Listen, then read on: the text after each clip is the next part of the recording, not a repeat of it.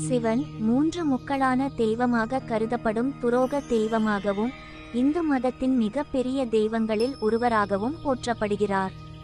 சிவனின் வரலாறு புராணங்களின் அடிப்படையில் விரிவாக கூறப்படுகிறது. சிவன் சிருஷ்டி, ஸ்திதி மற்றும் சம்ஹாரத்தை மேற்கொண்டு உலகத்தை வழிநடத்துபவராக அறியப்படுகிறார். சிவபெருமான் ஆதியாகவும் அந்தமாகவும் பரம சிவமாகவும் மொத்த பிரபஞ்சத்தின் ஆதியாகவும் விளங்குகிறார். சிவபெருமான் திரிகூடத்தின் ஒரு முக்கிய உறுப்பாக விளங்குகிறார்.